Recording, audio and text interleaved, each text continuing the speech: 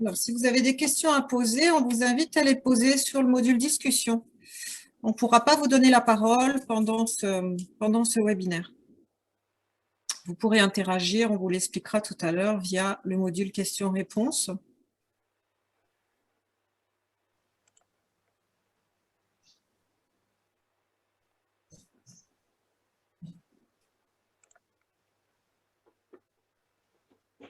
Alors, on va démarrer tranquillement. On a déjà beaucoup de participants connectés. Je pense qu'on va nous rejoindre. Donc, je vous propose de démarrer. Bonjour à tous. Bienvenue à tous. Permettez-moi de me présenter. Je suis Corinne Toussaint. Je suis chargée d'études et de développement à l'AGFIP PACA Corse et je suis en charge du pilotage du réseau des référents handicap. Tout d'abord, merci de votre présence. Merci d'être si nombreux à cette conférence qui est organisée dans le cadre du réseau des référents handicap. Vous êtes nombreux aujourd'hui à vous intéresser à la DOETH et aux évolutions légales qui viennent impacter depuis 2020 l'obligation d'emploi des travailleurs handicapés, d'autant plus que la date butoir de la déclaration annuelle approche à grands pas. C'est donc avec grand plaisir que nous accueillons aujourd'hui pour cette séquence l'URSSAF, qui, comme vous le savez probablement, devient votre interlocutrice privilégiée pour la déclaration et le recouvrement de la contribution au titre de l'obligation d'emploi des travailleurs handicapés. Je vais laisser se présenter dans quelques instants les intervenants de l'URSSAF. Juste au préalable, d'un point de vue pratique, nous sommes en format webinaire et cette séquence est enregistrée. Le support et le replay seront mis à votre disposition à l'issue de cette conférence, j'espère dans l'après-midi. Patricia, je vous laisse la parole, je vous laisse vous présenter et présenter nos intervenants. Merci infiniment, Corinne. Bonjour à toutes et à tous et bienvenue, comme le disait si bien Corinne, à ce webinaire co-construit entre l'AGFIP et l'URSSAF PACA. Cette présentation consacrée à l'obligation d'emploi des travailleurs handicapés. Alors, un rapide petit mot pour me présenter. Patricia Longhi, pôle communication partenariat de l'URSSAF PACA. Ce webinaire a été réalisé pour vous en accord avec Corinne Toussaint, présente à mes côtés aujourd'hui, à qui j'adresse mes remerciements afin de répondre aux questions que vous vous posez sur la réforme de l'OETH, comme par exemple quelles sont les démarches à effectuer, comment réaliser le calcul des effectifs de la contribution, ou pour répondre à ces interrogations et vous présenter en détail ce dispositif. Présente aujourd'hui pour animer cette thématique, je vais d'abord commencer par vous présenter Madame Stéphanie Filmon, qui représente l'URSSAF Corse. Bonjour Stéphanie. Bonjour à tous. Présente pour vous à mes côtés également Sophie Barnouin, qui est responsable régionale adjointe production employeur, qui est juste à côté de moi. Bonjour à tous. Que je vous présente. Merci Sophie. Également présent aujourd'hui aussi Antoine Sigilot, qui est formateur spécialisé au ETH, je vais y arriver aujourd'hui, d'URSSAF PACA. Bonjour Antoine. Bonjour à tous. Et enfin, notre équipe d'experts composée, Sophie qui est présente à mes côtés et Audrey Mazuko qui est juste à côté, que vous allez voir un petit instant, qui va se présenter également. Bonjour. Alors, comme le disait Madame Toussaint, Corinne Toussaint, quelques préconisations d'usage, elle les a déjà citées. Nous serons ensemble pour une durée d'environ 120 minutes. L'objectif de ce webinaire étant de répondre à vos interrogations sur un volet évidemment généraliste. Des temps d'échange sont prévus à la fin de chaque grande thématique abordée. Comme le disait Corinne à l'instant, je vous invite donc à n'hésitez pas à poser vos questions via le fil de discussion.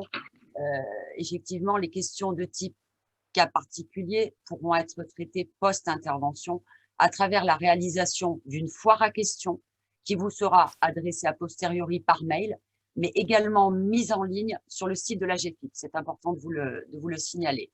À l'issue de ce webinaire, les diaporamas présentés ce jour, ainsi que le replay, seront effectivement accessibles directement sur le site de l'AGFIP. Je vous propose maintenant de débuter cette présentation et de laisser effectivement la parole à Sophie Barnouin et également Corinne Toussaint sur contexte, objectif et enjeux.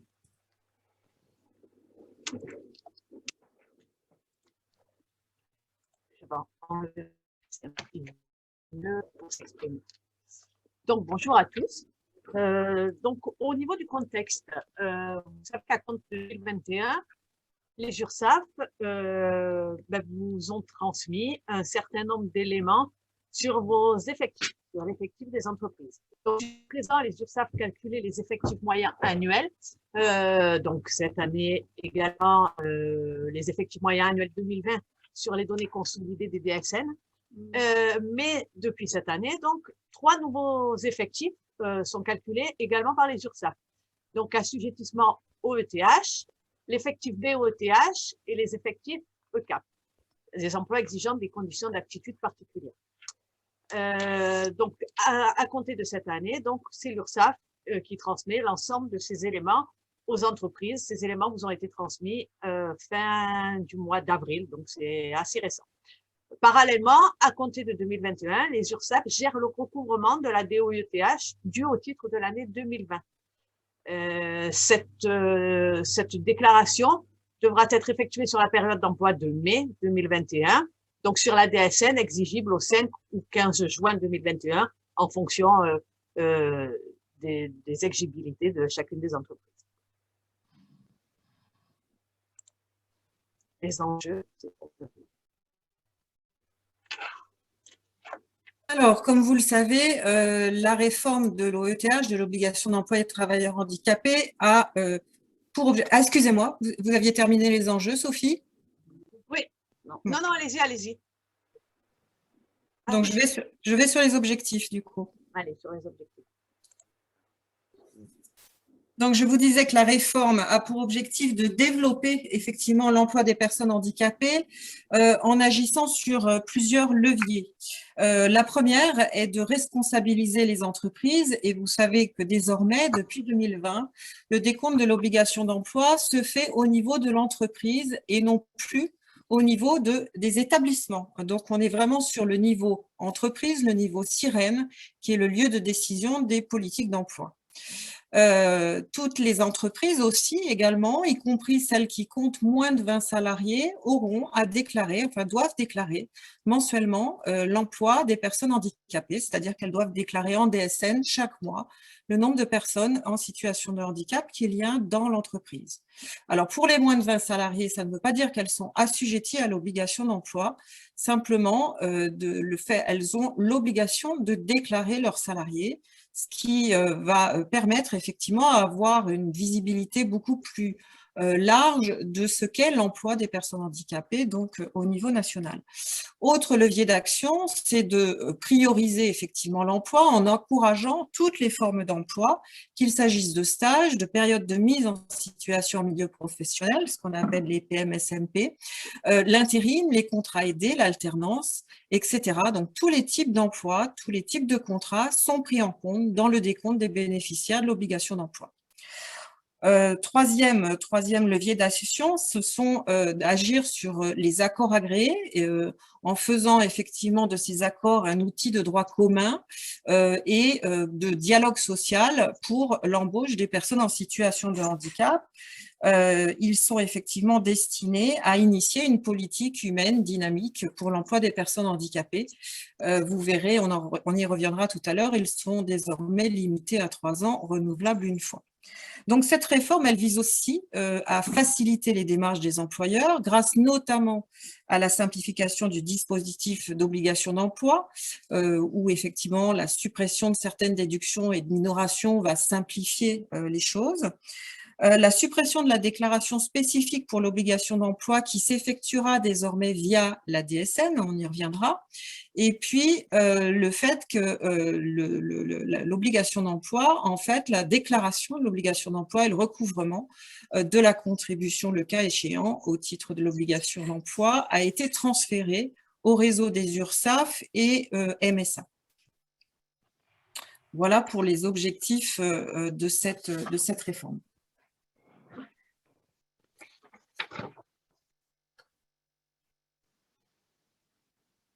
Alors, à GFIP URSSAF, on va se poser la question, qui fait quoi en fait, puisque deux interlocuteurs interviennent aujourd'hui, donc quel est le bon interlocuteur des entreprises. Donc, au niveau de l'URSSAF, si une entreprise a une question sur la déclaration des travailleurs handicapés et la DOETH en DSN, elle doit s'adresser, bien entendu, à l'URSSAF. Si sa question porte sur le calcul des effectifs et le franchissement de seuil, c'est aussi l'URSSAF, hein, puisqu'on vous a dit tout à l'heure qu'à partir des effectifs 2020, c'est l'URSSAF qui transmettrait ces éléments à l'entreprise.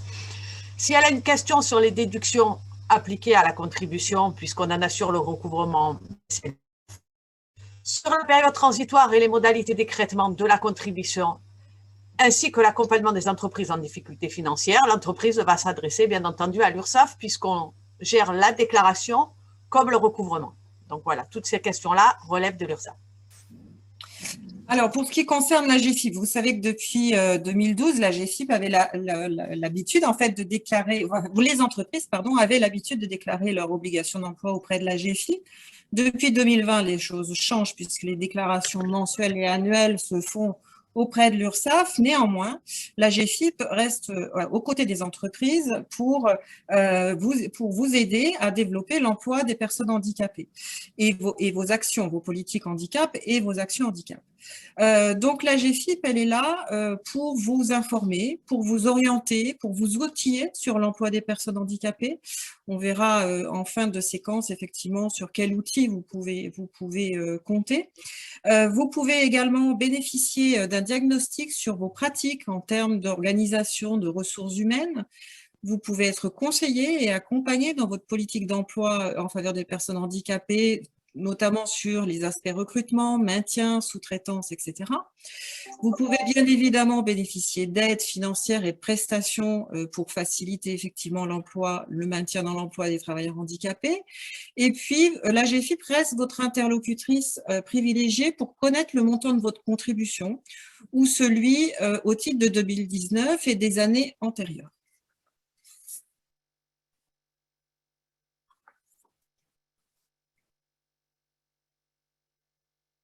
De cette réforme. Nous allons voir les nouvelles modalités de déclaration pour commencer, puis les nouvelles modalités de calcul des effectifs et enfin le calcul de la contribution.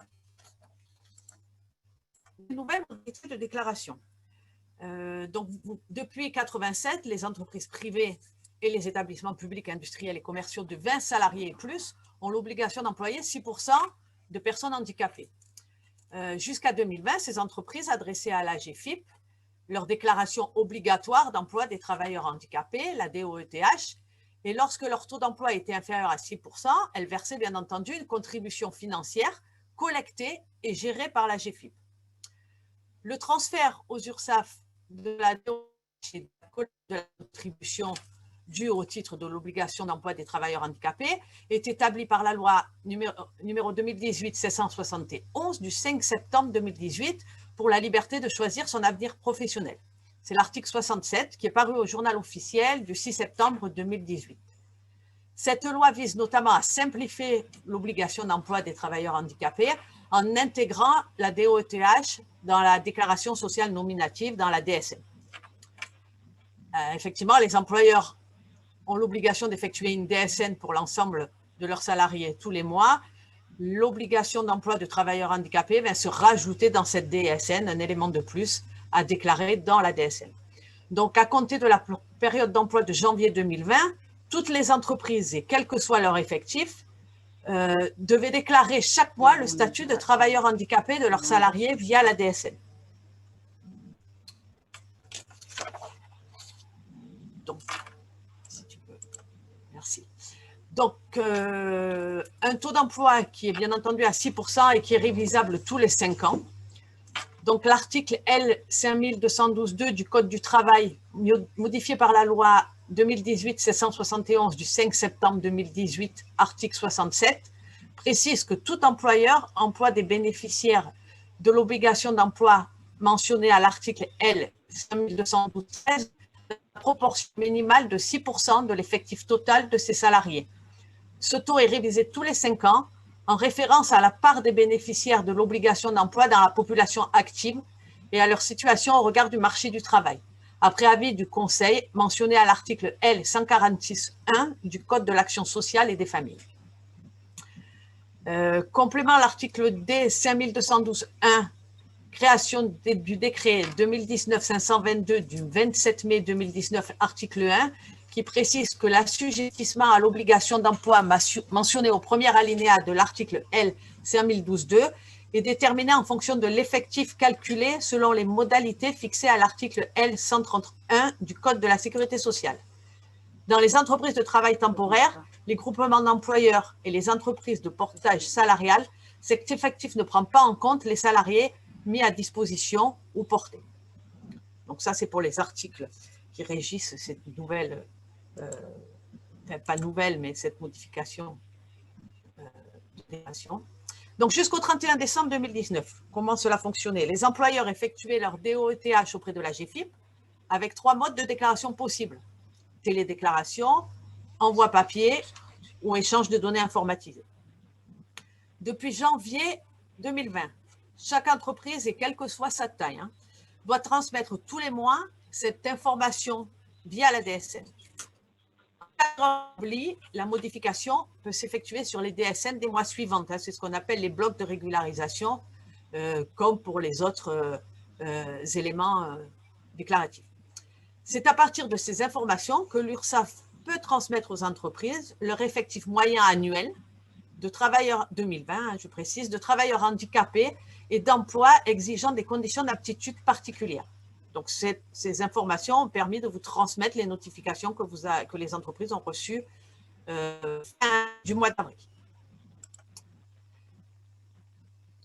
La déclaration des travailleurs handicapés chaque mois à compter de la période d'emploi de janvier 2020 via la DSN. Donc, comment est-elle déclarée?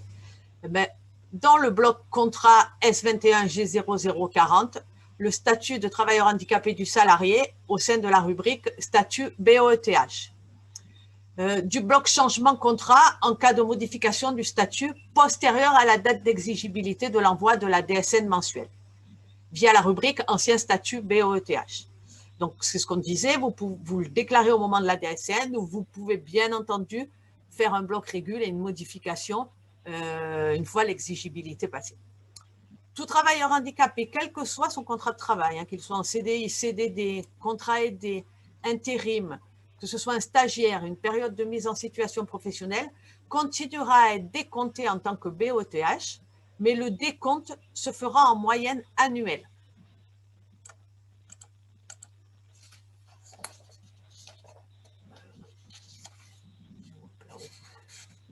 Alors, c'est ça.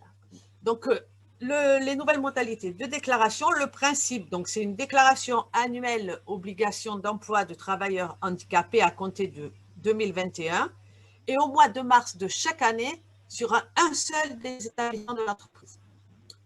Un assujettissement et une déclaration par entreprise et non plus par établissement autonome. Donc, la déclaration des bénéficiaires de l'obligation d'emploi sera réalisée au travers des DSN mensuels. En revanche, en ce qui concerne la déclaration relative à l'OETH, elle sera annuelle et effectuée sur la DSN de février, exigible les 5 ou 15 mars. À partir de quels éléments? Des données communiquées par les organismes sociaux et des éléments renseignés par l'employeur, tels que le montant de la contribution, le nombre de salariés mis à disposition d'une entreprise de travail temporaire, y compris les entreprises adaptées de travail temporaire d'un groupement d'employeurs, les montants de sous-traitance auprès des entreprises adaptées, des établissements et services d'aide par le travail, des travailleurs indépendants handicapés, des entreprises de portage salarial lorsque le salarié porté est bénéficiaire de l'obligation d'emploi, les dépenses déductibles, la déduction liée aux ECAP ou encore l'existence d'un accord agréé. Nous verrons tout ça en détail par la suite. Dans la fiche consigne dont vous avez le lien ici, DSN Info, vous retrouverez tous ces éléments qui vous permettront de savoir dans quel bloc déclarer vos éléments sur la DSN. Une chose importante à noter que pour cette première déclaration, donc OETH au titre de l'année 2020, elle ne sera pas à effectuer sur les mois de mars, bien entendu, puisqu'on a déjà dépassé cette période, mais exceptionnellement, elle sera à déclarer sur la DSN de mai 2021, exigible au 5 ou 15 juin en fonction de votre date d'exigibilité.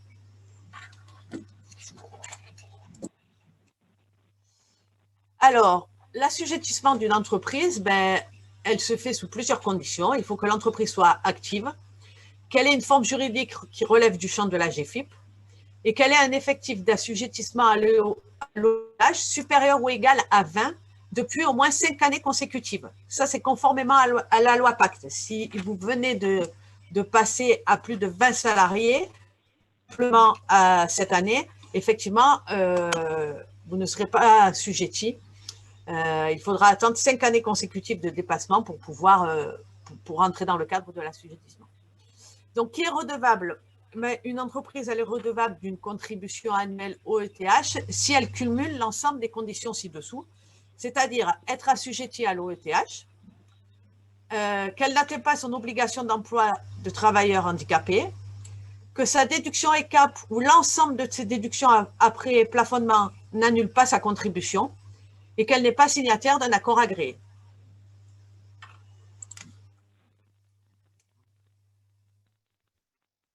Donc, la possibilité est donnée aux entreprises de prendre en compte leurs propres données de calcul d'effectifs en lieu et place des données transmises par l'URSSAF en cas d'écart constaté, dans le cas où des régularisations ont été réalisées en DSN en 2020. Toutefois, il faudra bien pouvoir justifier du calcul que l'entreprise aura effectué.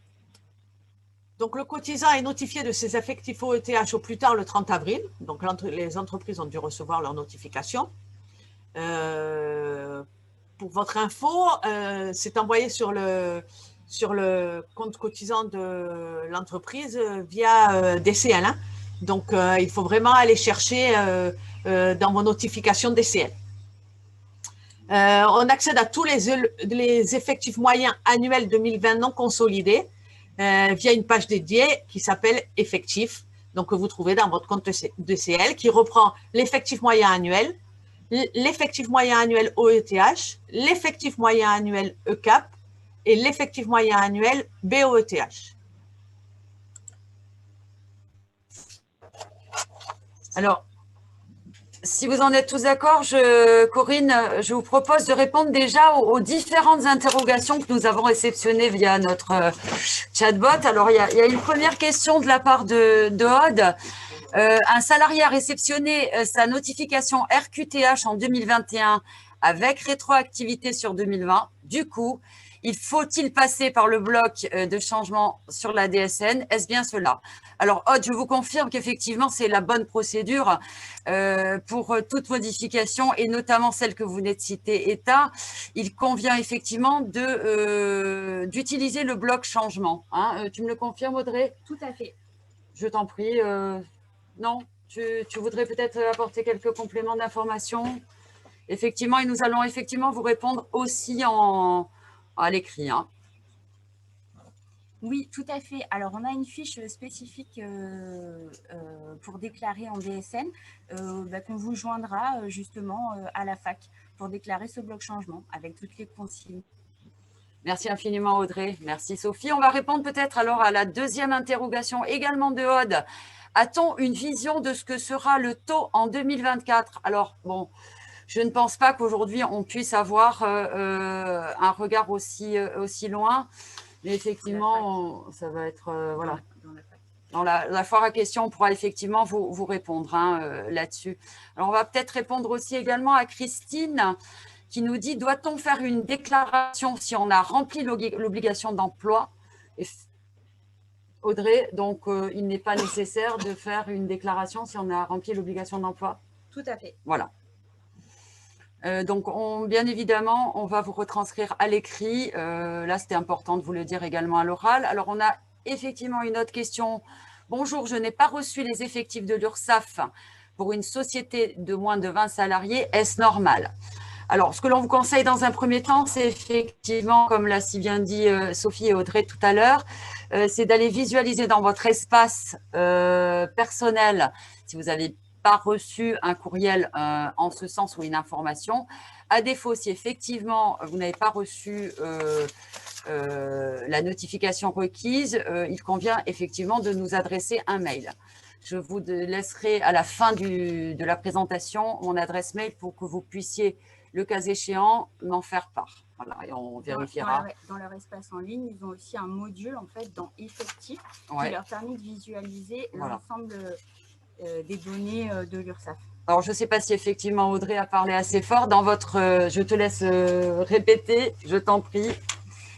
Alors, en fait, dans votre espace en ligne, vous avez la possibilité, dans le module Effectif, comme l'a montré Sophie, comme vous pourrez le voir dans le diaporama qui vous sera adressé, de voir tous les calculs faits par l'URSSAF au niveau des effectifs, des bénéficiaires, effectifs et cap, l'effectif moyen annuel. Ça peut vous répondre à votre interrogation si vous n'avez pas reçu la notification de l'URSSAF. Et sinon, bien entendu, vous pouvez nous contacter sur votre espace en ligne pour qu'on puisse vous apporter une réponse personnalisée.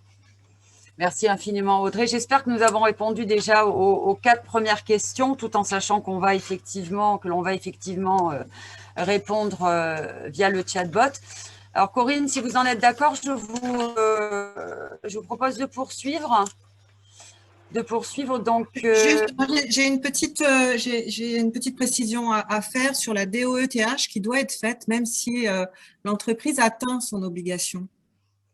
Voilà, vous avez répondu que non, mais en principe, l'entreprise, même si elle atteint ce 6%, elle doit faire la déclaration. Voilà. Elle ne va pas payer de contribution, mais elle doit effectuer la déclaration. Effectuer une déclaration, tout à fait. Oui, je suis assez d'accord avec vous. Merci Corinne pour cette précision. Je vous propose de poursuivre. Je vais laisser effectivement la parole à Antoine. Antoine Sigillot, que je vous ai présenté tout à l'heure, sur les nouvelles modalités de calcul des effectifs. Rebonjour, nous allons voir dans cette seconde partie les nouvelles modalités donc, de calcul des effectifs.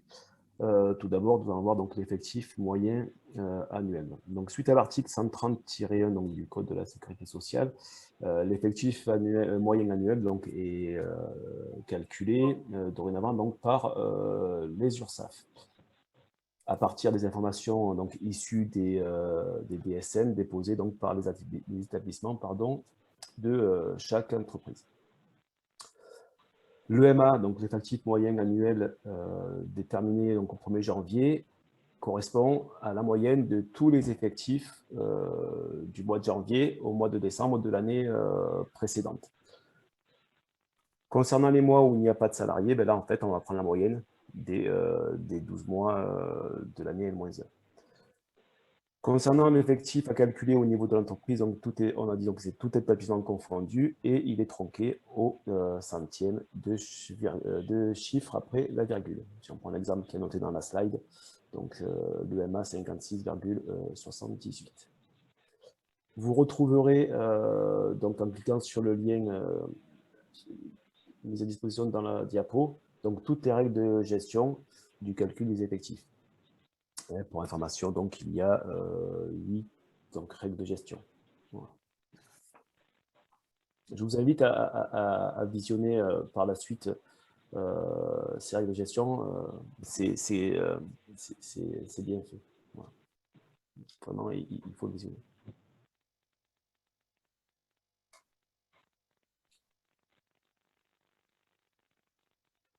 Concernant donc les salariés à prendre en compte donc, dans ces nouvelles modalités de calcul des effectifs, on va prendre donc, tous les salariés titulaires d'un contrat de travail, y compris. Est-ce que tu peux revenir, Patricia, sur la slide précédente, s'il te plaît?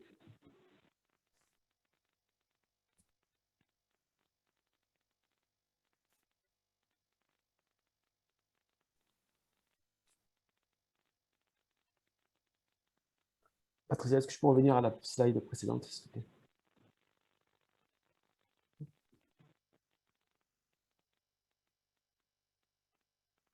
Ok, merci. Donc, je reprends. Donc, on va prendre en compte tous les salariés titulaires d'un contrat de travail, donc y compris ceux dont le contrat est interrompu. Les fonctionnaires et les agents titulaires donc, titulaires et non titulaires donc des 3 fonctions publiques, les salariés inscrits au registre national des entreprises contrôlées majoritairement par l'État et les fonctionnaires d'Orange. Voilà. Par contre, une chose très importante, il faut surtout penser à noter tous ces effectifs dans le registre unique du personnel. Le registre unique du personnel va servir là donc sur la thématique de la DOTH, mais aussi pour, par exemple, le versement mobilité. Donc c'est un registre qui est très important. Dans ce registre, on va retrouver le nom, le prénom, la date d'entrée du salarié, donc par ordre chronologique.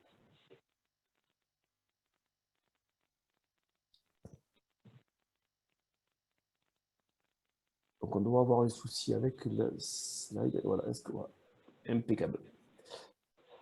Donc pour la prise en compte de la durée du travail, donc les salariés agents ou agents donc à temps plein sont considérés et décomptés pour 1, et c'est la même chose pour les mandataires sociaux titulaires d'un contrat de travail. Pour tous les salariés à temps partiel, là par contre, on va prendre au prorata des heures notées dans leur contrat de travail par rapport à la durée légale ou conventionnelle du travail. Ça sera la même chose pour les salariés au forfait et par contre, pour les salariés qui sont en forfait jour, eux, ils seront dans le même cas que les salariés à temps plein, donc ils seront décomptés pour eux. Enfin, pour les embauches en cours de mois, ben là, en fait, on va proratiser le nombre de jours restant dans le mois, donc par rapport au nombre de jours donc, du mois considéré. C'est-à-dire, si on prend un exemple, s'il a été embauché, voilà, on a un exemple sous les yeux. Donc, si le salarié a été embauché le 20 janvier, donc donc ça fait 12-31, soit donc 0,4. Donc, il est embauché du 20 au 31 janvier, ça fait 12 jours. Donc, le salarié est décompté pour 12 jours sur 31. Donc, voilà, soit 12 divisé par 31, 0,40. Si la personne est à temps plein, elle sera comptabilisée en janvier pour 0,4, donc 1 fois 0,4. Si la personne a un contrat de travail donc, à temps partiel, donc là, dans l'exemple, c'est 24 heures, elle sera comptabilisée en janvier pour 0,27. Donc c'est le résultat de 24 donc, divisé par 35, c'est le nombre d'heures effectuées dans le mois par rapport à la durée légale ou conventionnelle du travail, fois donc les 12 jours embauchés durant le mois de janvier, donc 12 divisé par 31, si la durée légale est appliquée dans l'entreprise. 24 heures rapportées à 35 heures, donc pour 12 jours sur 31 jours du mois.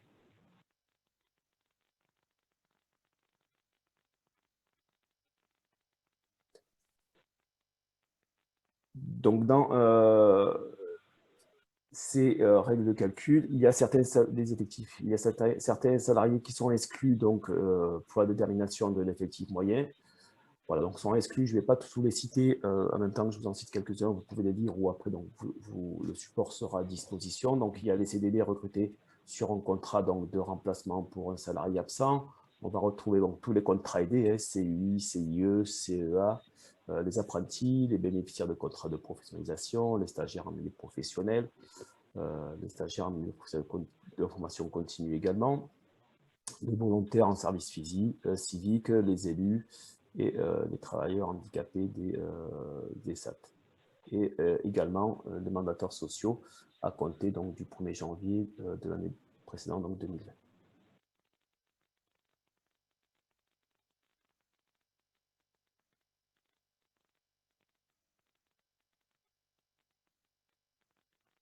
Ok, c'est bon.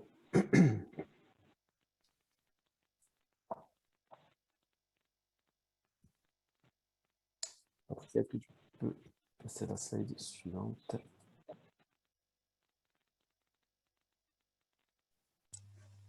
Antoine, est-ce qu'on est bon ou est-ce qu'on n'est pas sur la bonne slide?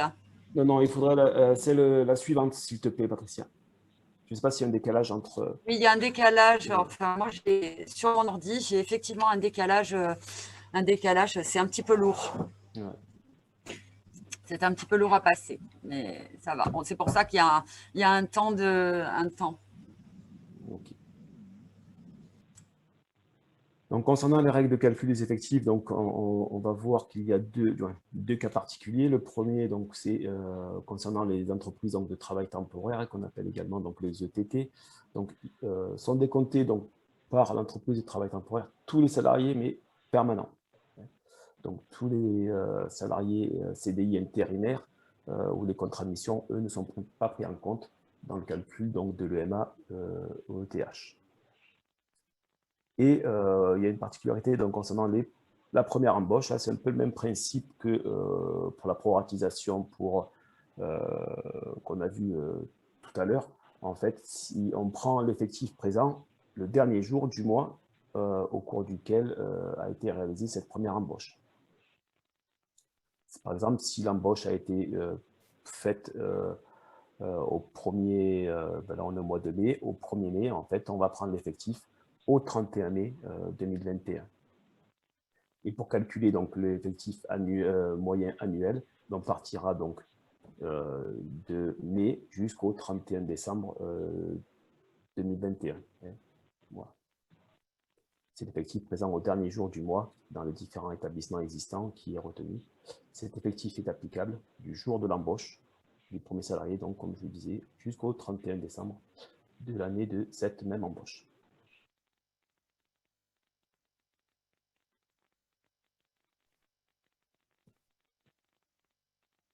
Voilà, voilà, le cas particulier numéro 2, bon, c'est le même principe que pour la première embauche, mais là, ça concerne des transferts de salariés. C'est-à-dire qu'en cas de modification juridique ou l'effectif annuel de l'entreprise dans lequel sont transférés les contrats de travail, donc c'est l'effectif pareil qui est présent au dernier jour du mois au cours duquel a été réalisé ce transfert ou cette création aussi d'entreprise. On retient donc l'effectif présent au dernier jour du mois des différents établissements existants. Voilà. Et là, pareil, comme je vous ai dit tout à l'heure, l'effectif calculé donc pour les deux entreprises est applicable du premier jour du mois du transfert jusqu'au 31 décembre de l'année considérée. Par contre, pour les années suivantes, là, par contre, l'effectif est étamé, donc selon les modalités générales.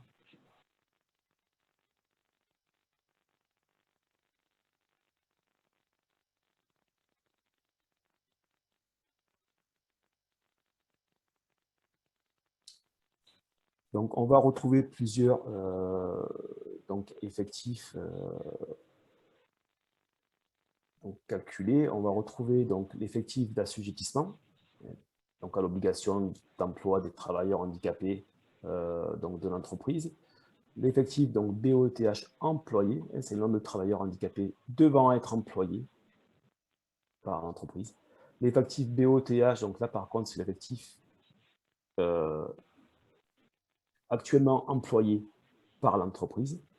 Et enfin, l'effectif ECAP des salariés employés donc par l'entreprise relevant d'un emploi exigeant des conditions d'aptitude particulières. On verra dans quelques slides donc, voilà, la signification d'un ECAP et quelques exemples d'emplois qui sont considérés par cet effectif ECAP.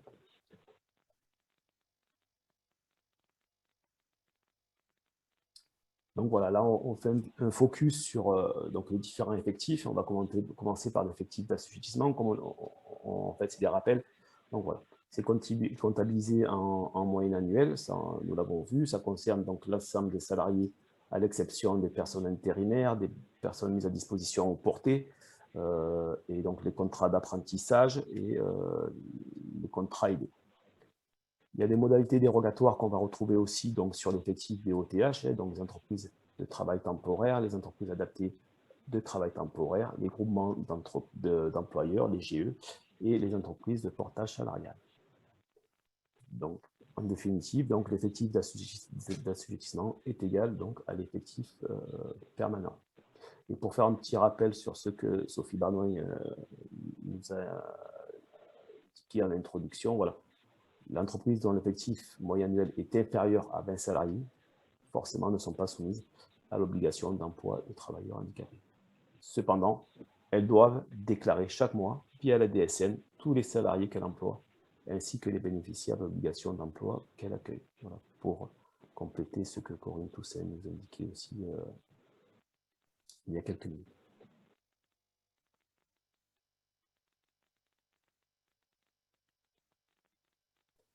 Donc, concernant l'effectif BOTH, bon, là c'est la même chose, hein, c'est comptabilisé en moyenne annuelle. Ça va prendre là donc tout type de contrat, sans exception, dont les stagiaires, les personnes en période de mise en situation en milieu professionnel, les contrats d'alternance, les contrats aidés, enfin bref, donc tous les contrats. L'effectif BOTH âgé de plus de 50 ans, qui eux donc seront multipliés par 1,5 et non pas par 1. Donc sont pris en compte les bénéficiaires qui atteignent l'âge de 50 ans au cours de l'année civile. Si on prend un exemple, un bénéficiaire âgé de 51 ans, donc qui travaille à 80%, donc en compter du 1er janvier, donc sera comptabilisé donc pour 0,6, donc pour 0,6, donc pour 0,6%, donc ça fait 0,8 fois 6 douzièmes, donc en 1er juillet, hein, la moitié de l'année, fois 1,5, donc est égal à 0,6.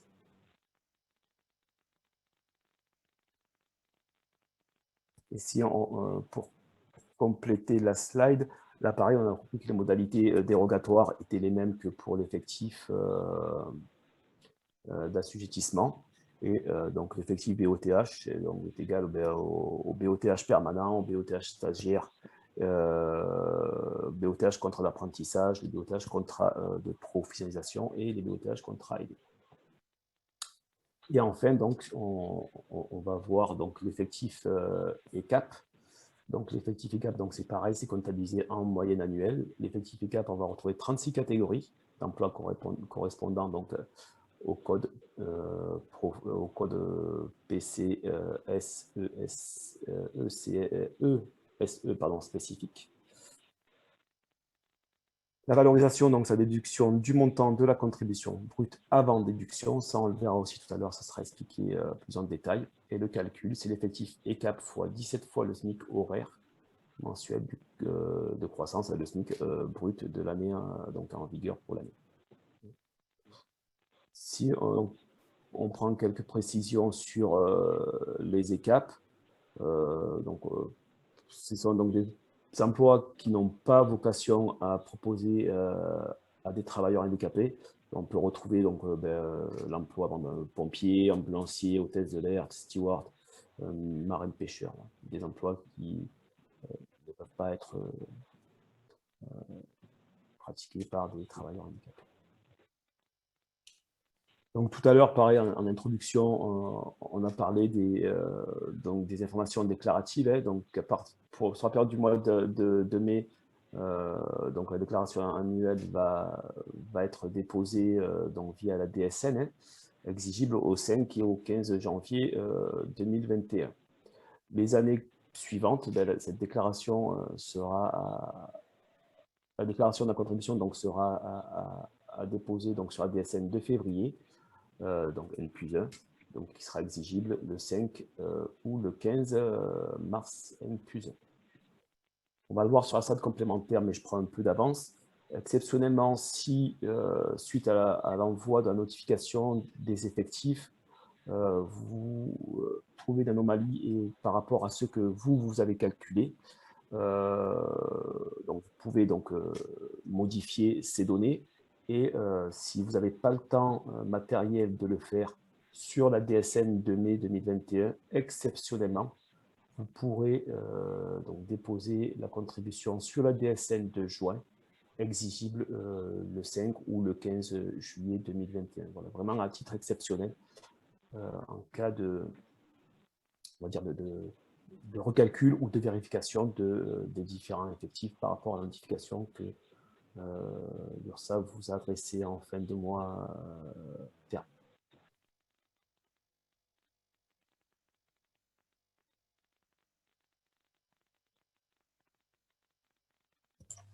Merci Antoine pour ces très précieuses informations. Alors on va si vous en êtes d'accord, faire un petit temps d'échange pour les questions qui sont posées via le fil de discussion.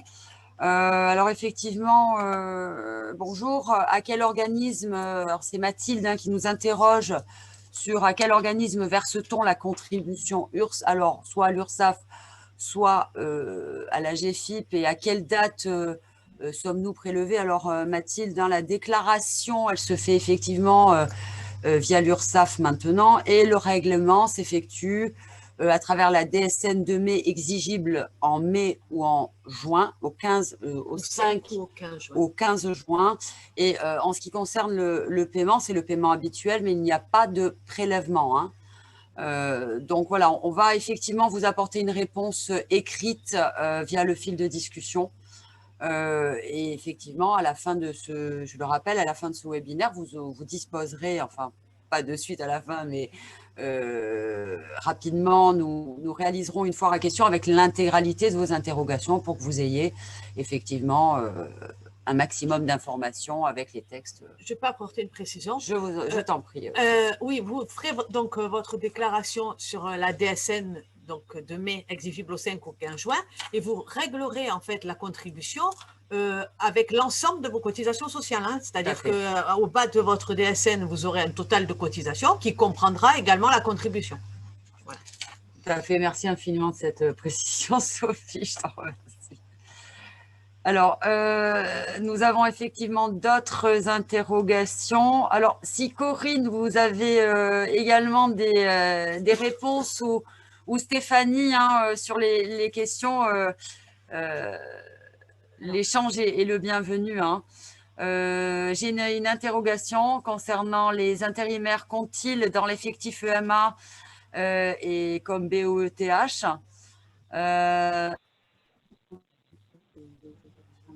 Alors voilà, Audrey m'apporte une précision. Alors Corinne, vous m'arrêtez si je vous laisse intervenir, le cas échéant.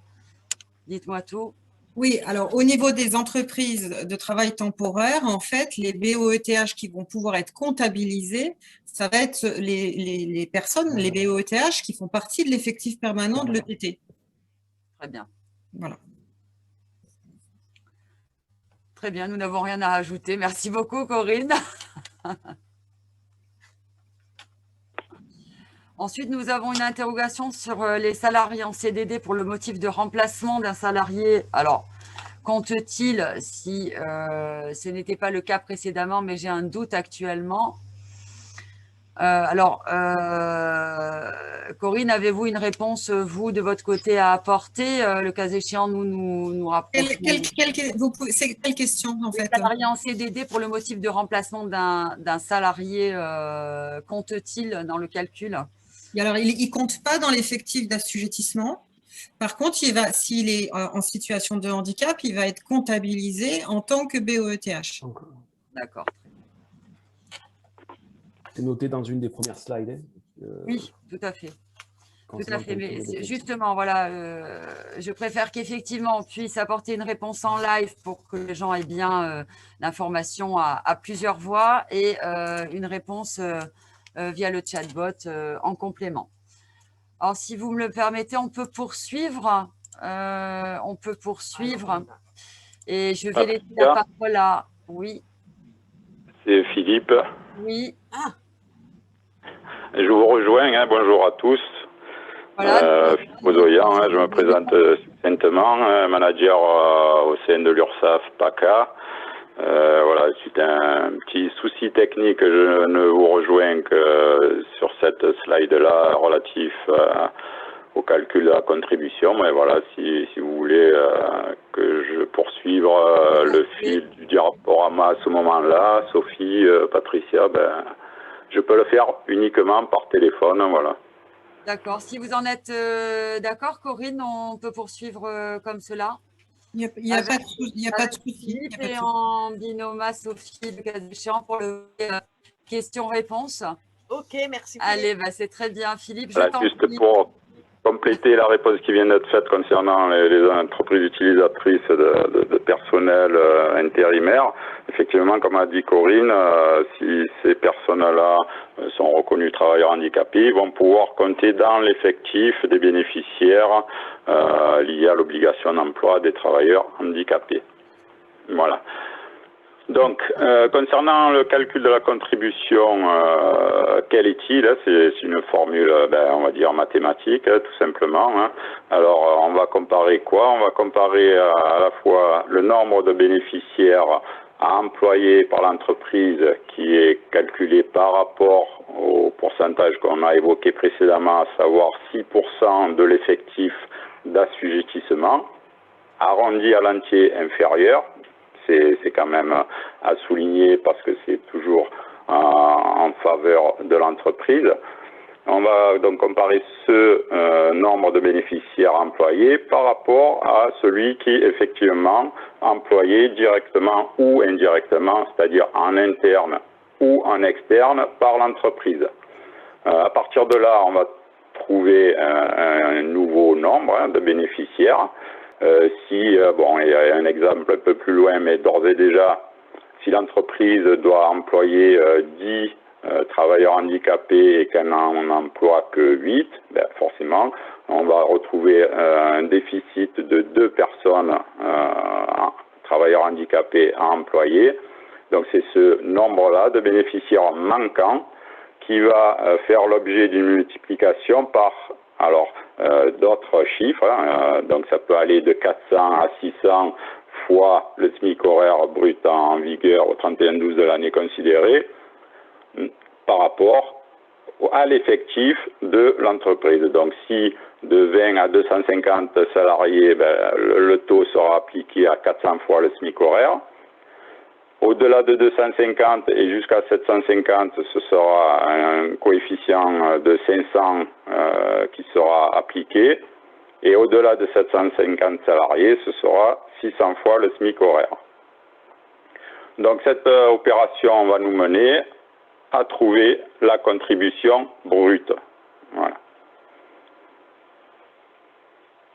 À partir de ce moment-là, donc sur la slide suivante, on va pouvoir déterminer, là il y a un petit rappel sur ce que je viens d'évoquer, où on retrouve les montants déterminés en fonction de l'effectif d'assujettissement, donc de 20 à plus de 750 salariés. Il est à souligner sur cette slide, en fait, un cas précis qui peut concerner certaines entreprises, à savoir que le coefficient peut aller jusqu'à 1500 fois le SMIC pour une entreprise, et quel que soit le nombre de salariés employés, pour une entreprise qui, au cours des 3 dernières années, et de façon cumulative, n'a employé aucun travailleur handicapé, ni conclu de contrat de fourniture, de sous-traitance, de service, donc dans les conditions prévues à l'alinéa du Code du travail que vous pouvez voir, ni n'ayant mis en œuvre un accord agréé. Donc, si ces 3 conditions cumulatives ne sont pas respectées de manière favorable pour l'emploi des travailleurs handicapés, là, il y aura un coefficient de 1500 fois le SMIC horaire brut qui sera appliqué. Voilà, pour quelque part, bien sûr, rappeler l'obligation qui est faite à chaque entreprise assujettie de pouvoir et de devoir répondre au cahier des charges lié à l'emploi des travailleurs handicapés.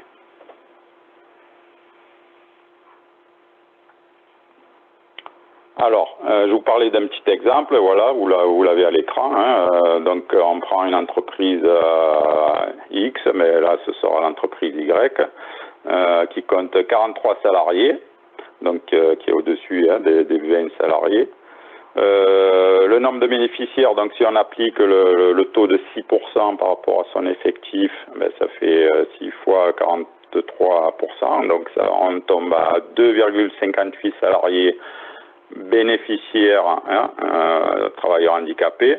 Donc on arrondit à l'entier inférieur, donc cette entreprise de 43 salariés devrait employer 2 salariés reconnus travailleurs handicapés.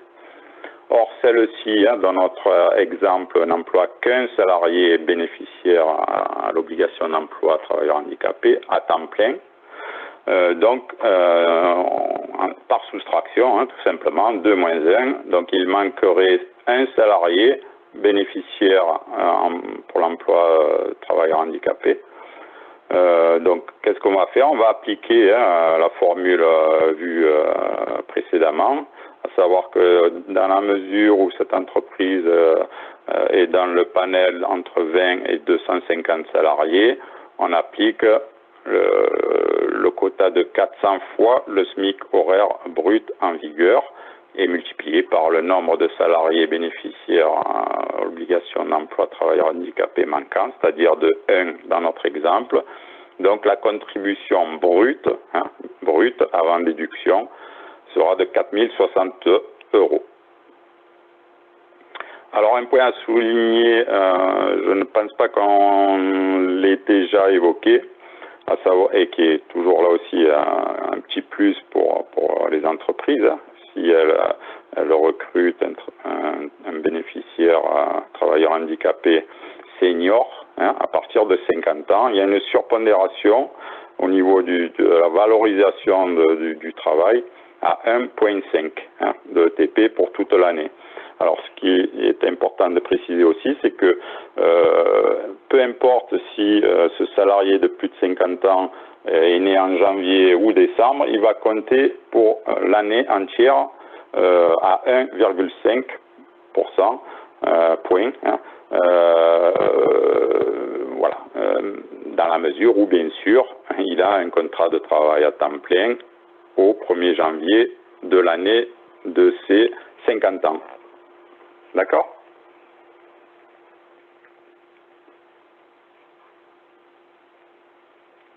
Alors, ensuite, donc là, on arrivait à la contribution brute, donc avant les déductions possibles. Donc, le premier acte de déduction possible, quel est-il? C'est un recours à la sous-traitance. Donc, il se fait auprès des entreprises adaptées ou les ESAT, les établissements et services d'aide par le travail, auprès aussi de travailleurs indépendants, reconnus handicapés, mais aussi par les entreprises de portage salarial. Donc tous ces types de sous-traitance et de recrutement auprès de tels établissements restent bien sûr valorisés dans cette réforme de l'emploi des travailleurs handicapés. Donc ça, c'est un premier volet de déduction possible. On va voir d'autres aspects de déduction.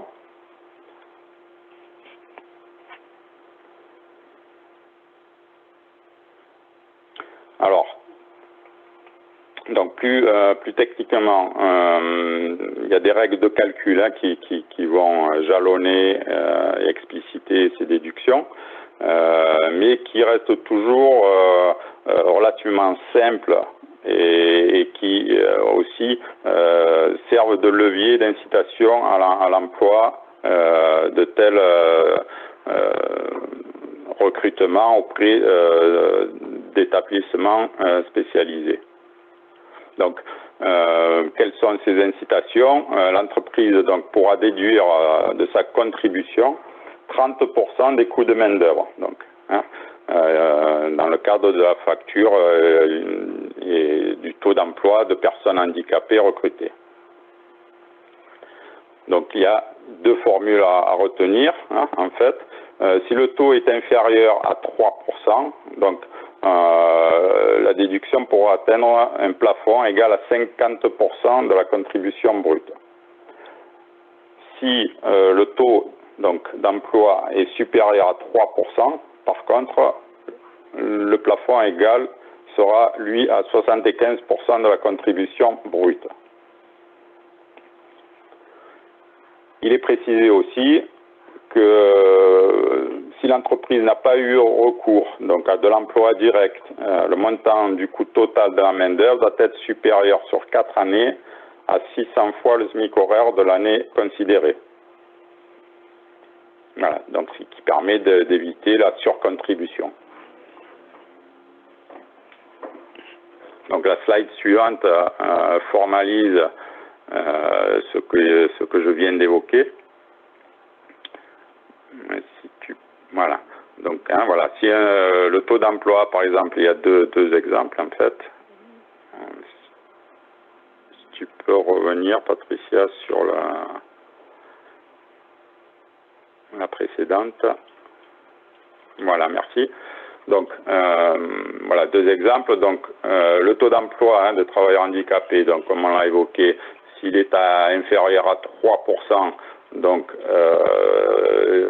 par rapport à la contribution brute, donc, avant les déductions, celui-ci, donc, le montant total de la déduction en sous-traitance pourra atteindre 50% de la contribution. Et colonne de droite, cette fois, si le taux d'emploi est supérieur ou égal à 3%, ces déductions de sous-traitance pourront atteindre 75% de la contribution. Est-ce que je peux apporter une précision, Philippe? Bien sûr. Justement, par rapport à la sous-traitance, c'est peut-être de repréciser quand même que c'était la sous-traitance auprès du secteur adapté et protégé était une modalité auparavant, avant 2020, pour s'acquitter de son obligation d'emploi. C'était une des réponses pour répondre à pour répondre à son obligation d'emploi. Les choses ont effectivement changé. Ce n'est plus une modalité pour répondre à son obligation d'emploi. Par contre, ça constitue une déduction.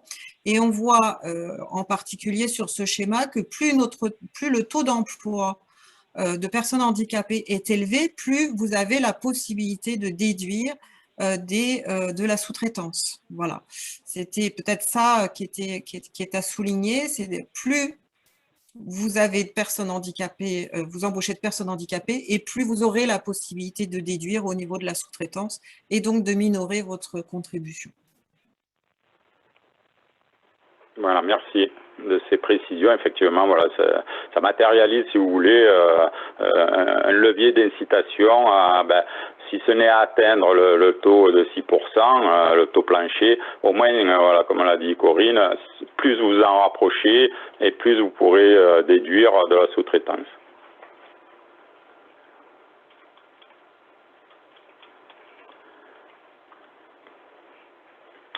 Donc je poursuis donc avec les dépenses déductibles. Donc dans le cadre de cette réforme, donc il y a eu un recentrage de celle-ci. Donc précédemment, on en avait comptabilisé 13. Donc avec la réforme, celles-ci donc vont être réduites à 6 dépenses,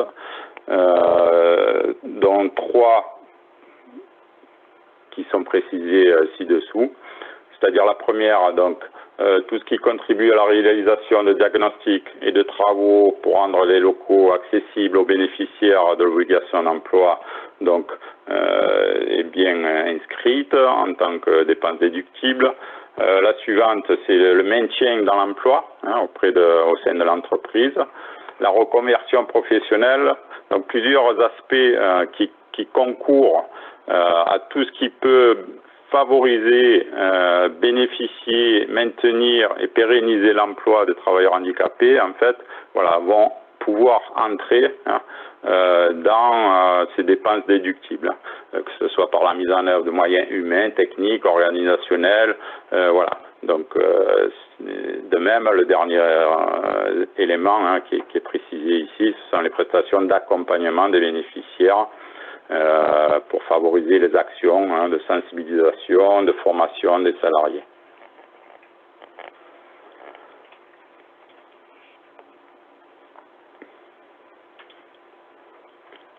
Il y a une prérogative qui a été ajoutée aussi concernant 3 dépenses supplémentaires jusqu'au 31 décembre 2024. Donc, la première, c'est participation à des événements promouvant l'accueil, l'embauche directe, le maintien dans l'emploi de travailleurs handicapés dans l'entreprise.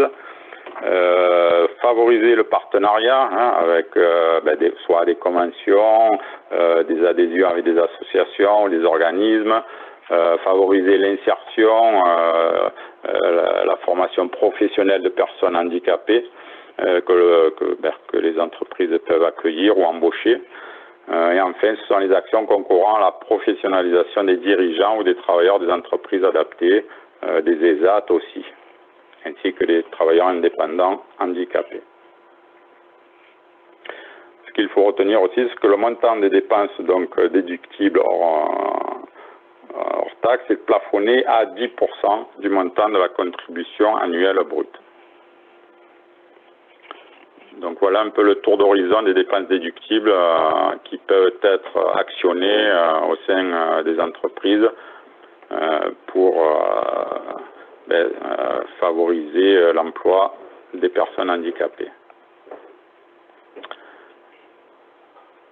Il est à souligner aussi, donc, ça a été évoqué précédemment, qu'il y a certains emplois qui nécessitent et qui exigent des conditions d'aptitude particulières. Donc, ce sont les fameux ECAP.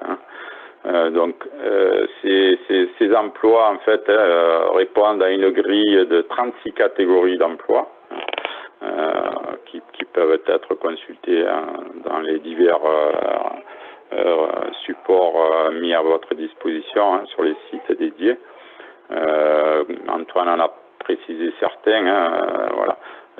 Par exemple, le poste de grutier, me semble, qui est dans cette catégorie, voilà, répond à des exigences qui ne peuvent pas être mis en valeur auprès de travailleurs handicapés. Donc les ECAP, il a été défini, c'est comptabilisé en moyenne annuelle. Ils sont à déclarer aussi, bien sûr, par la DSN, au bloc 40, rubrique 005, dans le code complément des professions et catégories socio-professionnelles. Bon, je rappelle, si ça n'a pas été dit, que voilà, il y a des fiches consignes, comme vous en avez certainement l'habitude pour établir vos DSN, qui sont à votre disposition sur dsninfo.fr. Donc, pour en revenir à la contribution et au calcul de celle-ci, on a vu qu'on avait trouvé la contribution brute, donc avant les déductions. Les déductions, donc, c'est premièrement recours à la sous-traitance, par le biais de contrats conclus auprès des établissements spécialisés. Ça peut être aussi des dépenses déductibles, dont certains accords agréés, et enfin les déductions liées aux ECAP. Donc si on fait ces soustractions, on arrive à une contribution cette fois nette, c'est-à-dire après les déductions possibles, mais aussi avant un écrêtement qu'on va pouvoir développer sur les slides suivantes.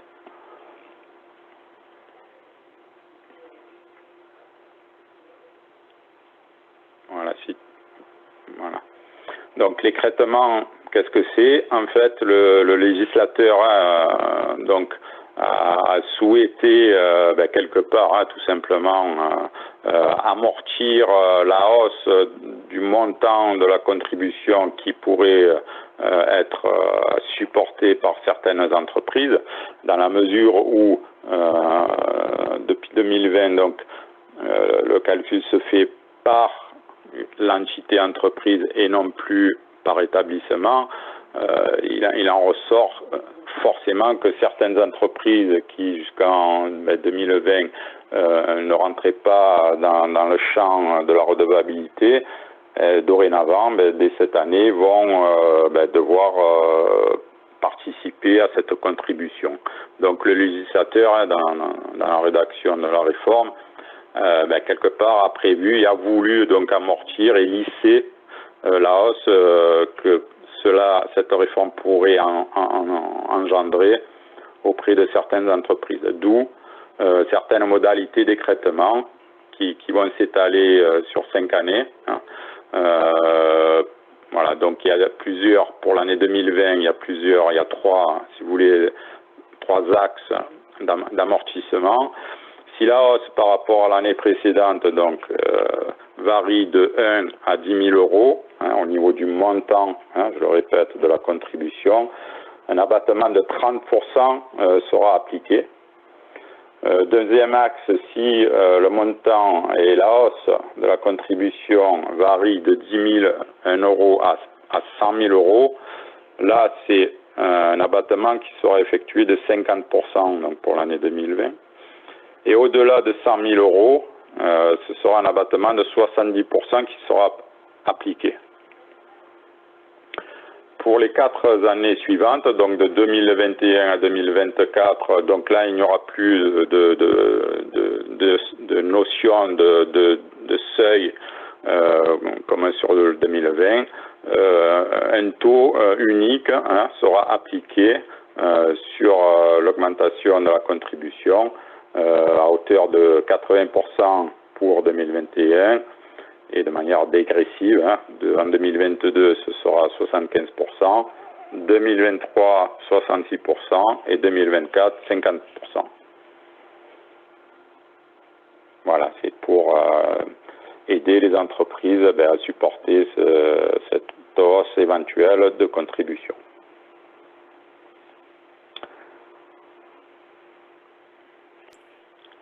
Alors, je crois que c'est moi qui prends la suite Oui, sur, oui, sur la mise en œuvre par les accords agréés.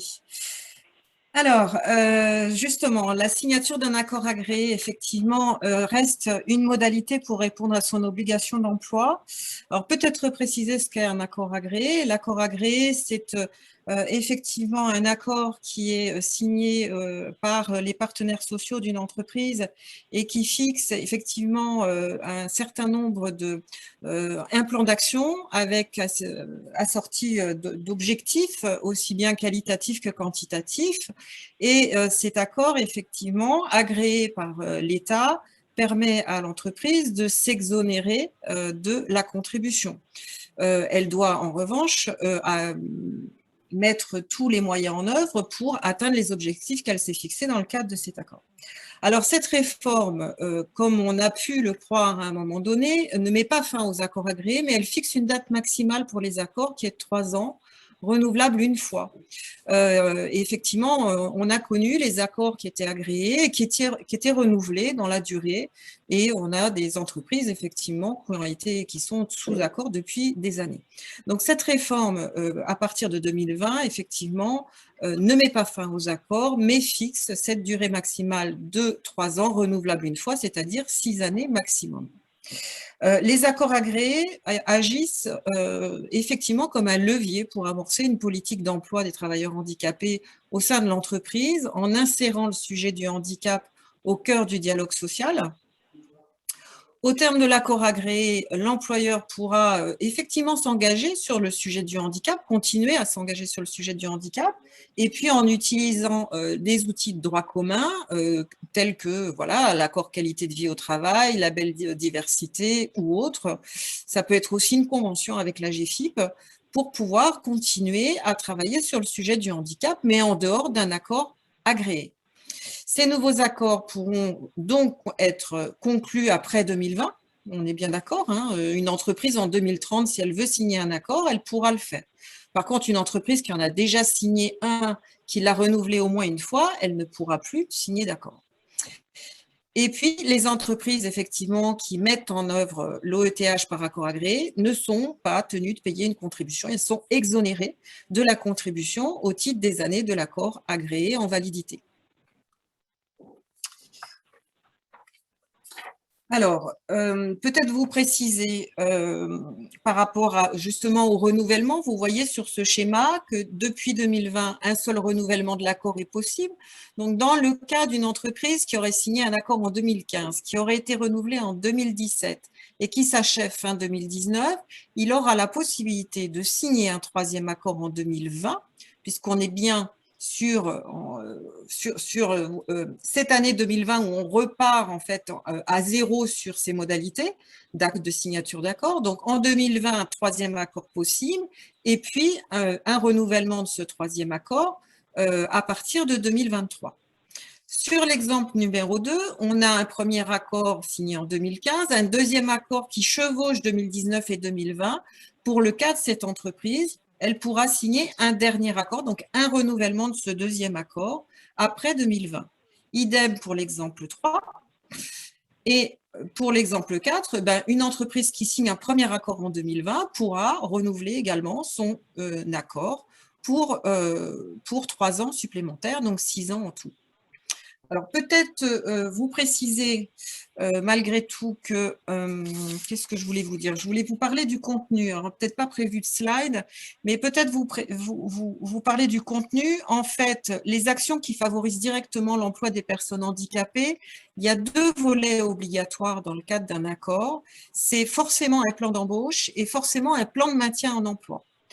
L'accord pourra également prévoir des actions de sensibilisation des salariés de l'entreprise. Elle pourra également mettre en place des actions de pilotage et de suivi de l'accord. Mais les sommes de ces 2 dernières actions, actions de sensi et actions de pilotage et de suivi, ne pourront pas excéder 25% du total du budget affecté donc à l'accord. Peut-être je m'arrête là sur les dispositions de l'accord pour passer aux réponses aux questions posées. Je crois qu'il y en a pas mal. Merci infiniment, Corinne, et merci, Philippe, pour ces très précieuses informations. Alors, effectivement, hein, nous avons enregistré quand même pas mal d'interrogations. Alors, nous répondons au fil de l'eau hein, sur les interrogations sur lesquelles nous avons pu traiter une partie. Alors, Philippe, si effectivement tu peux venir en soutien sur les interrogations qui fusent sur le volet questions-réponses, enfin sur le chatbot. D'accord.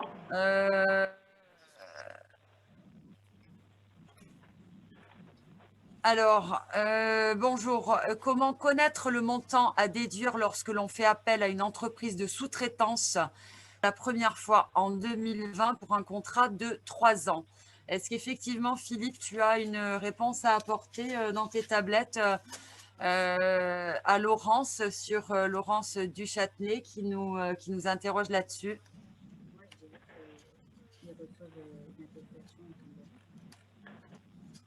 Il y a un arrêté qui prévoit. Alors, je vous reprécisais tout à l'heure en vous parlant du rôle désormais alloué à l'AGEFIP, qu'effectivement, l'AGEFIP s'est concentré sur son cœur de métier désormais, qui est le conseil et l'accompagnement, notamment des entreprises, pour justement vous permettre aux entreprises de répondre à son obligation d'emploi.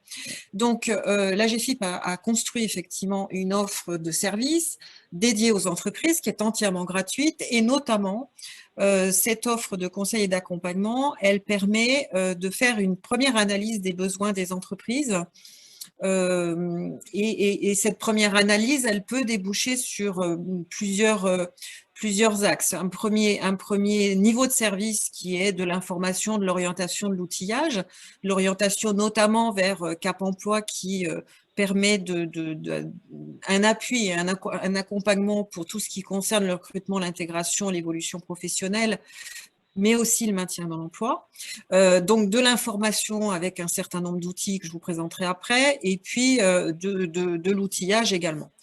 Un deuxième niveau de service qui est une analyse approfondie de votre situation vis-à-vis de l'obligation d'emploi et de vous permettre de faire un diagnostic de votre situation pour ensuite vous permettre de co-construire avec vous un plan d'action en fonction des spécificités de votre entreprise. Donc, un plan d'action qui va soit être réalisé en interne via les conseillers de l'AGEFIP, soit parce qu'on est sur une expertise particulière avec des spécificités de l'entreprise qui va nécessiter de faire appel à un cabinet externe pour réaliser un diagnostic action.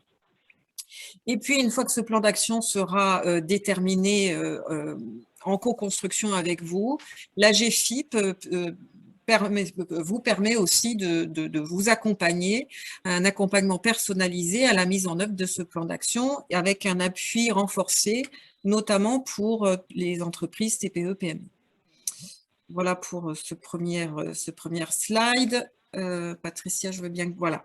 Donc, ce diagnostic action, je vous le disais, c'est un outil gratuit qui est au service des entreprises, qui est mobilisable dans le cadre de cette offre, avec des prestataires qui sont sélectionnés par la GFIP par appel d'offres et une prestation qui est totalement prise en charge. Donc, ça, c'est dans le cas où on fait appel à un cabinet conseil externe pour diagnostiquer, faire un diagnostic de votre situation.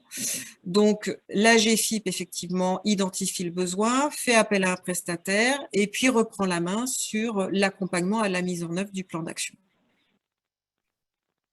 Sur la slide suivante, voilà. Donc, la GFIP vous accompagne la mise en œuvre de votre plan d'action. Alors, sur les différents plans là que je vais vous exposer, donc le pilotage de la politique handicap, tout ce qui concerne l'information et la communication sur le handicap, à l'interne comme à l'externe, la sensibilisation et la professionnalisation, ce qui concerne le recrutement, l'intégration et l'évolution professionnelle, comme également le maintien dans l'emploi et l'accompagnement des salariés, et enfin tout ce qui concerne la politique d'achat responsable, c'est-à-dire le recours aux entreprises adaptées, les ESAT et les TIH, travailleurs indépendants handicapés. Alors, justement, si on reprend un petit peu ces différents aspects sur le slide suivant, je veux bien que vous dérouilliez, Patricia. Voilà, sur l'accompagnement au pilotage de la politique d'emploi, vous est proposé un rendez-vous de suivi tous les 6 mois et puis la possibilité d'adhérer au réseau des référents handicap donc, qui est vraiment un espace d'échange dédié aux entreprises pour faciliter le partage entre pairs et puis la montée en compétence des personnes qui sont en charge du sujet du handicap dans l'entreprise. C'est aussi permettre de favoriser le développement d'actions conjointes entre les membres du réseau et puis de renforcer bien évidemment l'autonomie de ces référents handicap sur le sujet du handicap. Sur l'aspect communication et information, sur le slide suivant, c'est la mise à disposition d'outils de communication. Je ne vais pas les détailler là, vous les aurez, mais sachez qu'effectivement, la GFIP vous met à disposition un certain nombre d'outils de communication pour faciliter voilà, l'utilisation de ces outils à l'interne et pour communiquer sur le handicap. Patricia, je veux bien qu'on passe et encore à la suivante. L'accompagnement également à la mise en œuvre d'actions de sensibilisation et de professionnalisation. Donc là, on cite le jeu en 10 poursuites qui peut permettre une acculturation des salariés sur le sujet. Et puis, on a mis en place pour les référents handicap, alors que ce soit pour les référents handicap des entreprises de 250 salariés pour lesquelles aujourd'hui c'est une obligation de désigner un référent handicap, mais pour aussi les autres entreprises qui peuvent mettre tout à fait en place un référent handicap, la possibilité de suivre des modules d'appui à la professionnalisation et qui va reprendre tout ce qui concerne les connaissances de base du handicap, les fondamentaux pour inclure le sujet dans la mission de référent handicap et puis les fondamentaux de l'obligation d'emploi. Tel qu'on le voit aujourd'hui. Et sur tout l'aspect recrutement, intégration, évolution professionnelle et maintien dans l'emploi, c'est aussi faciliter la mise en relation avec les acteurs locaux qui s'occupent du recrutement, mais qui s'occupent aussi du maintien dans l'emploi et puis la mobilisation des aides financières, la mise à disposition d'outils qui sont clés en main pour formaliser soit un processus de maintien, soit un processus de recrutement. Et puis enfin, sur l'aspect politique d'achat responsable. Alors là, Patricia, j'ai avancé un peu vite, on est sur la slide 69 ou 70. La GFIP vous aide également à l'identification des activités les plus pertinentes à sous-traiter. Je suis sur les achats responsables. La mise à disposition d'outils pour intégrer une démarche d'achat responsable avec des guides d'achat, etc., des fiches pratiques, et puis faciliter la mise en relation avec les acteurs du territoire sur l'aspect sous-traitance. Enfin, vous dire qu'à la GFIP PACA Corse, on est une équipe de 5 personnes qui sommes dédiées effectivement au conseil et à l'accompagnement des entreprises. Donc, on est à votre disposition. N'hésitez pas à nous solliciter. Voilà, on répond en tant que de besoin à vos questions, à vos besoins de conseils et d'accompagnement. Et l'objectif, évidemment, c'est vous aider à remplir et répondre à votre obligation d'emploi. Voilà, Patricia. Merci infiniment, Corinne, pour la présentation de cette offre. Moi, j'aimerais, avant que l'on passe au volet questions-réponses, solliciter Stéphanie Filmon pour qu'elle puisse nous parler effectivement pour qu'elle puisse nous dire quelques mots sur… voilà. Stéphanie, je te laisse un petit temps, effectivement, pour que tu puisses nous parler de ton fonctionnement. Oui, alors, bonjour à tous. Donc, moi, vous m'entendez bien déjà? Très bien. Enfin, moi, je t'entends bien. Est-ce que… Bon, parfait. Pas de problème de son référencé, donc tout est bon. Tu peux y aller. Donc, moi, je suis Stéphanie Filmon, donc je suis responsable du pôle employeur à l'URSSAF de Corse. Je suis également référent ETH pour la région Corse. Donc, je gère pour toute la région. Je ne sais pas si il y a des participants aujourd'hui qui sont sur la région Corse. Et voilà, je suis l'interlocuteur privilégié pour tout ce qui est question sur le ETH. Donc, j'ai une équipe de 7 gestionnaires de compte qui vont gérer aussi bien vos questions sur le ETH que la gestion courante des comptes employeurs. Et voilà, je ne sais pas si vous avez des questions particulières sur la région Corse, mais en tout cas, je suis là. J'ai malheureusement pas de mail dédié, ni de ligne d'ailleurs, pour me contacter, mais vous pouvez le faire via votre espace DCL et les questions me parviendront par mes agents de toute façon si c'est des spécificités auxquelles ils n'arrivent pas à répondre. Voilà. Un grand merci Stéphanie pour ton message et pour effectivement avoir recentré le dialogue autour de la présence de l'URSSAF de Corse et la prise en gestion sur le volet OETH. Alors j'aimerais, si vous en êtes tous d'accord maintenant, passer véritablement au versant questions-réponses parce que je vois qu'on a quand même résolu 22 questions. Il en reste pas mal en cours.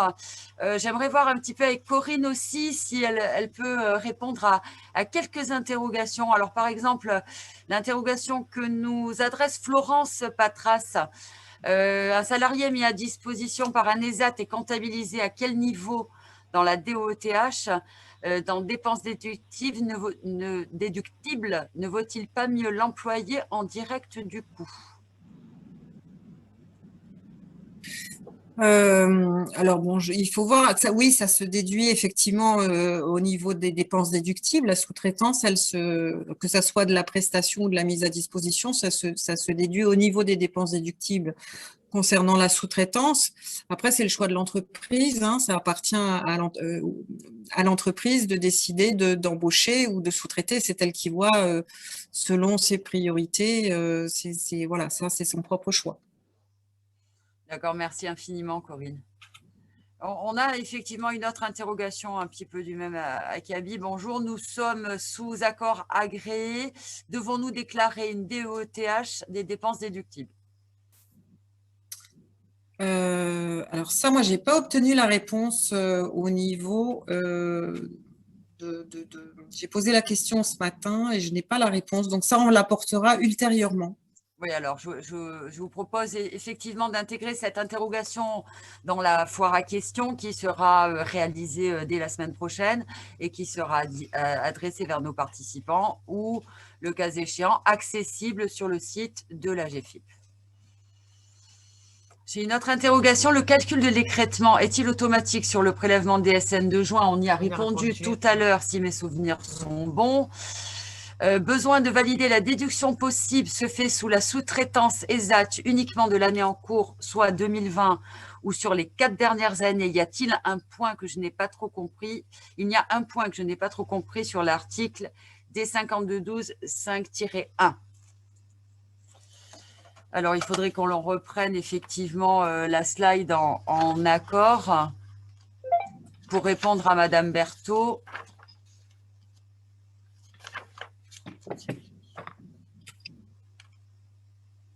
Je vous laisse regarder parce que on est en train de visualiser.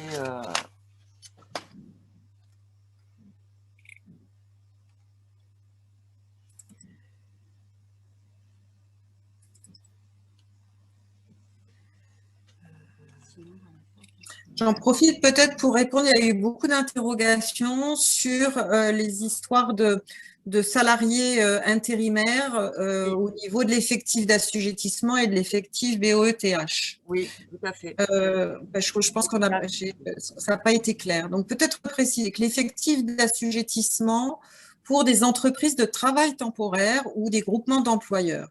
L'effectif d'assujettissement, c'est l'effectif permanent. Voilà, ça, c'est une première chose. En revanche, les effectifs toujours pour des entreprises de travail temporaire ou des groupements d'employeurs, l'effectif BOETH, c'est l'effectif BOETH permanent. C'est la réponse que je vous ai faite tout à l'heure. En revanche, une entreprise qui utilise les services d'une ETT, et si la personne qui est mise à disposition est travailleur handicapé, elle va pouvoir déclarer cet intérimaire BOETH ou prorata temporis du temps de travail. Voilà, j'espère avoir été plus claire là-dessus. Ça fait, Corinne, et puis quoi qu'il en soit, lorsque l'on fera l'extraction de toutes les interrogations, il y en a 3 ou 4 qui se regroupent, donc de facto on aura on leur apportera effectivement une réponse textuelle. Voilà. En fait, et voilà, les salariés intérimaires qui sont recrutés par une entreprise utilisatrice, donc du coup, effectivement, comme l'a dit Corinne, va pouvoir valoriser ses effectifs dans le cadre de la BOTH, en tant que travailleur handicapé, bien sûr. Voilà. Alors, la dernière, je vois la dernière question qui s'affiche, j'en profite. J'ai un client qui a franchi le seuil de 20 salariés pour la première fois au 31/12/2020. Suis-je assujetti à la taxe? Alors, assujetti à l'obligation d'emploi, non, vous avez 5 ans. À partir du moment où le seuil de 20 salariés est franchi, vous avez 5 années. Il faut que vous soyez à 20 salariés et plus sur 5 années consécutives avant d'être assujetti à l'obligation d'emploi. Tout à fait. Alors, Corinne, je vous propose, pour rester dans le timing, parce qu'il est 16h01, effectivement, de répondre encore à 2-3 questions et ensuite de clôturer la séance si vous en êtes effectivement d'accord. Vous me dites, hein? Oui, pas de souci, Patricia. Très bien. Donc, un salarié invalide qui travaille à temps plein compte 0 en bénéficiaire. Un salarié invalide qui travaille à temps plein compte-t-il 0 en bénéficiaire? Ben non, il compte pour son temps de travail. S'il est à temps plein, il compte pour 1. Et s'il a 50 ans, il compte pour 1,5. 1,5, c'est ce que l'on disait tout à l'heure. Tout à l'heure, on a eu une question, Patricia, je ne la retrouve pas. Parce qu'on y a répondu. Intervenant par rapport à 32 heures. Elles sont répondues, elles apparaissent en résolu. Par rapport à 32 heures, donc la personne travaille 32 heures et 32 heures, c'est du temps partiel, non pas du temps complet. Oui, après, la durée légale du travail, c'est à 35 heures. Hein. Donc après, il faut bien sûr proratiser en fonction du nombre d'heures salariées en vigueur dans l'entreprise. Mais nous, le calcul se fait sur 35. Nous, le calcul se fait sur 35 heures. Donc, c'est effectivement la notion des 32 heures n'est pas retenue, même si c'est conventionnel. C'est ça que tu me dis, Philippe, en fait. Oui. Parce que là, dans la question, effectivement, il y avait un argument avancé conventionnel, où effectivement, l'intégralité des salariés sont sous 32 heures. Peut-être la dernière question à laquelle on peut répondre, parce que je pense qu'elle se pose dans le contexte actuel, c'est les salariés au chômage partiel. C'était une des premières questions qu'on a eues, me semble-t-il, et dire qu'effectivement, une personne qui est bénéficiaire de l'obligation d'emploi, si elle a été mise au chômage partiel en 2020, eh ben, elle va compter pour sa durée théorique, sur son temps de travail théorique. Voilà. Donc, ça ne sera pas le temps, pas le temps partiel, mais le chômage partiel ne sera pas décompté. Ça ne viendra pas, je dirais, amputer l'entreprise sur son obligation d'emploi. C'est peut-être important de le préciser là dans la période actuelle. Oui, complètement. Oui, effectivement, j'ai répondu à une question là, par écrit. Effectivement, dans la mesure où il n'y a pas rupture du contrat de travail, donc il n'y a aucun changement par rapport à l'activité partielle d'un salarié reconnu travailleur handicapé sera valorisé en fonction de son contrat de travail initial. On retrouve une partie de la réponse sur la slide 19 ou 20. Oui. Bon, je vous propose que, voilà, peut-être vous précisez que on a recensé toutes les questions et celles pour lesquelles on n'aurait pas répondu, on va vous apporter les réponses via la foire aux questions qui sera mise sur le site de la GFIP. On vous enverra le lien pour accéder au replay, au support et à la foire aux questions. Ça, c'est la première chose. Et puis, voilà, peut-être avant de se quitter, vous proposer un petit sondage. Si vous en êtes d'accord, on a terminé, je crois, Patricia. Tout à fait, tout à fait. Si on veut respecter l'horaire qu'on a annoncé. Je vais lancer un sondage qui va s'afficher sur votre écran. Donc, vous pouvez y répondre. Voilà, vous avez quelques secondes pour y répondre. Et puis, avant qu'on se quitte, et voilà. Donc, première question, cette visioconférence a-t-elle répondu à vos attentes? Deuxième question, souhaiteriez-vous être contacté par les services de la GFIP pour bénéficier du service conseil et accompagnement?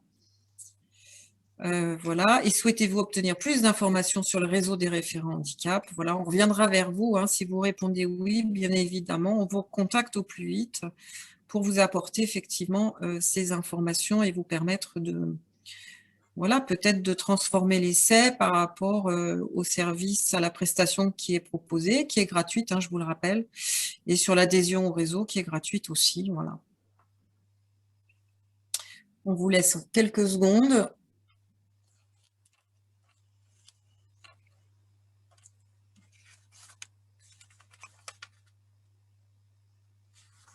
Voilà, n'hésitez pas à répondre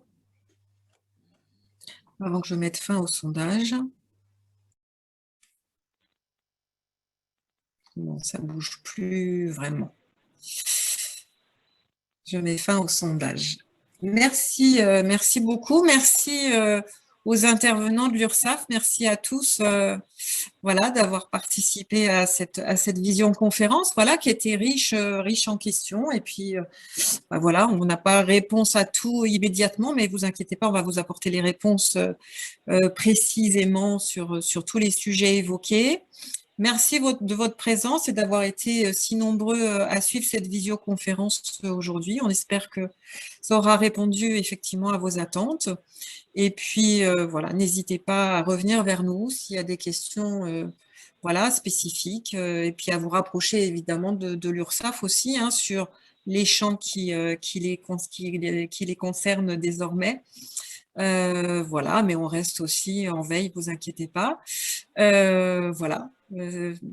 Merci Corinne de nous avoir invités pour ce webinaire. Bon, merci effectivement aux participants qui étaient quand même très nombreux et qui nous ont suivis pendant plus de 2 heures sur ce sujet de l'OETH. Moi, je tenais quand même à remercier bien sûr Corinne de nous avoir invités, mais également l'intégralité des intervenants qui ont été là parce que ça a été un travail commun de réaliser. Je remercie Antoine Sigillot, Stéphanie Filmon, bien évidemment. Je remercie Philippe Bozoyan, je remercie Sophie Barnoin et Audrey Mazuco, sans lesquels nous n'aurions pas pu répondre à quelques questions sur lesquelles on a pu quand même pallier aujourd'hui, que ce soit en live ou que ce soit effectivement également à travers le fil de discussion. Donc, comme le disait si bien Corinne, nous allons réaliser post-intervention une extraction pour réaliser une foire à questions qui sera accessible.